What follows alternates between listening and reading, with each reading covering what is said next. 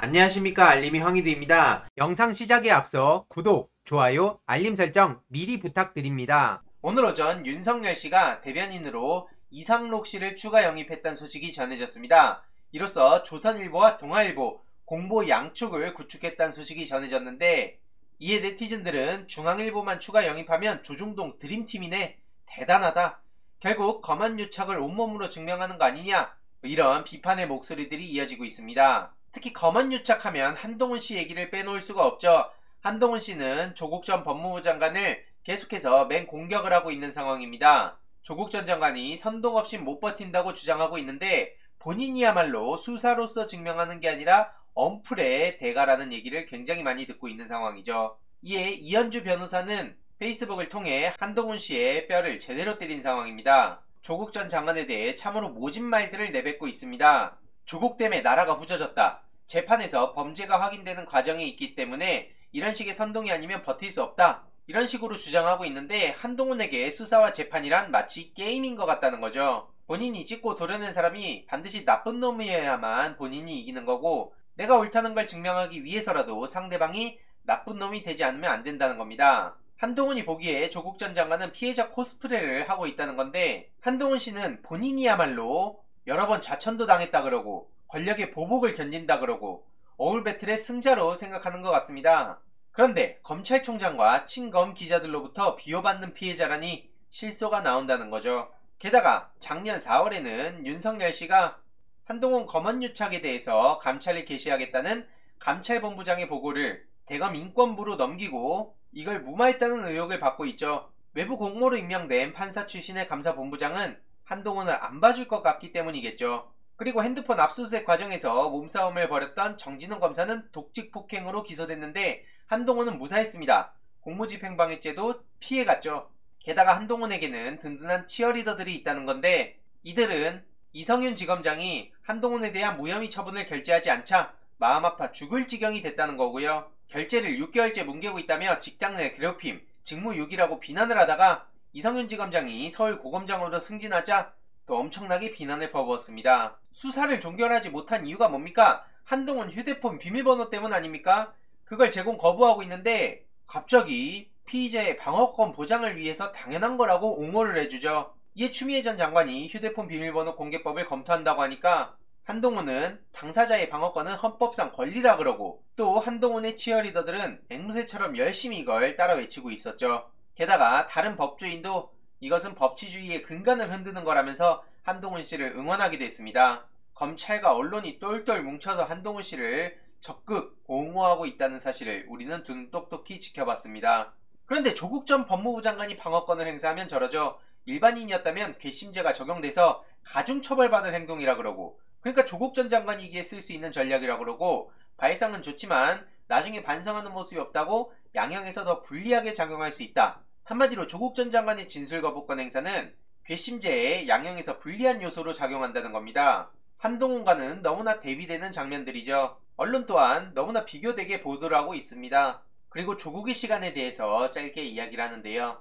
조국 전 법무부 장관의 이야기들을 전하며 최근 사법연수원에 걸린 플랜카드 마음이 짐작이 가지만 떼어주시면 좋겠다라고 얘기했던 그 부분까지도 언급하면서 적어도 한동훈과 조국 둘 중에 누가 더 인간다운가 라는 생각을 했다는 겁니다. 검찰과 언론이 조국 전 법무부 장관 그리고 한동훈 씨를 대하는 그 태도, 역사의 길이 남을 것입니다. 물론 가만히 냅두면 절대로 진실을 바로잡아갈 수 없겠죠. 그렇게 우리 시민들이 계속해서 같이 목소리를 내야 된다고 생각합니다. 다음 소식인데요. 안철수 씨가 이준석 당선에 기성정치 틀 바꾸란 국민적 요구다, 이런 얘기를 하고 있습니다. 마치 무슨 유체이탈처럼 느껴지는데, 기성정치 틀과 내용 바꾸라는 거, 안철수 씨도 그 기성정치의 틀에 포함되는 사람 아니겠습니까? 대한민국이 더 이상 이대로는 안 되겠다는 국민적 변화의 요구. 그런데 안철수 씨는 여기서 마치 유체이탈을 해서 나는 아니고 다른 사람들을 두고 하는 얘기야 라고 생각하는 것 같은데, 당신도 포함된 겁니다. 맨날 새정치 얘기하면서 새정치라는 단어 자체를 완전히 오염되고 낡은 단어로 만든 장본인이 무슨 염치로 저런 얘기를 당당하게 떠드는지도 모르겠습니다. 역시 네티즌들 또한 항상 자기가 정답을 알고 있는 현재인 것처럼 말하는 게 너무 웃기다, 이런 기사는 꾸역꾸역 나오는데 G7 대통령 기사는 어디서 볼 수 있냐, 이런 지적들이 이어지고 있는데요. 참고로 안철수 씨가 열등감을 가지고 있는 듯한 문재인 대통령은 지금 G7 정상회의로 정말 정신없는 시간을 보내고 계십니다. 첫날부터 분주했던 문재인 대통령, 각종 러브콜도 쇄도했다는 소식이 전해졌는데요. 모리슨 호주 총리는 심지어 G7 정상회의에 참석한 정상 가운데 올해 호주 방문을 초청한 건 바이든 미국 대통령과 문재인 대통령 등 2명뿐인 것으로 전해졌고요. 또 예정이 없었던 한독 정상회담은 메르켈 총리의 강력한 요청으로 인해 성사됐다고도 전해졌습니다. 엄청나지 않습니까? 그런데 이런 소식들 언론에선 왜 많이 보도를 안 하는 겁니까? 이게 만약에 이명박근혜 정부 때였다면 언론이 대대적으로 따옴표를 어떻게 따서 방송에선 또 어떻게 보도를 했겠습니까? 눈에 훤하게 보이지 않습니까? 역시나 네티즌들 또한 이게 박근혜 정부 때 해외 순방 간다면 가기 전부터 형광등, 아우라, 패션, 외교 이런 식으로 엄청나게 기사를 쏟아냈을 텐데 그 정도는 바라지도 않는다 이겁니다. 그냥 드라이하게 팩트만이라도 기사에 써줘야 되는 거 아니냐? 당군 이래 최대 대한민국 국격인데 역시 지도자의 중요성을 알 수 있다. 이 와중에 보수와 기자들은 이준석을 그냥 보도하면서 저렇게 정권이라도 바뀐 듯 자아도취에 빠져있는 거에 대해서 지적을 하고 있고요. 문재인 대통령 만나러 온 코로나 백신 글로벌 제약사들 이런 보도도 있었죠.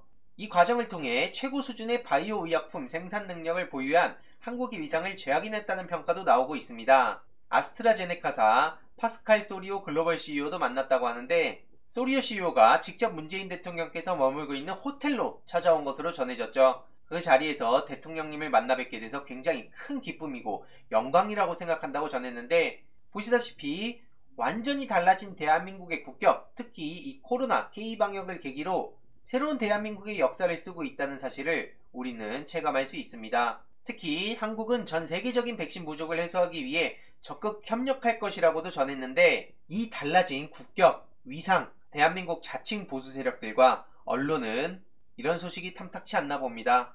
검색해서 G7 뉴스를 찾아야 하다니 언론의 미래는 어디로 가고 있는지 제목 장사로 기자실에 앉아 가치없는 기사들만 쏟아내는 걸 보면 좋은 방향으로 가고 있는 것 같진 않다. 전 세계가 인정하는 대한민국 1호 문재인 보유국이 자랑스럽다. 이런 시민들의 반응이 이어지고 있고요. 정말 보기만 해도 훈훈하고 정말 든든한 문재인 대통령 괜히 임기 말 지지율이 최고를 찍고 있는 게 아니죠.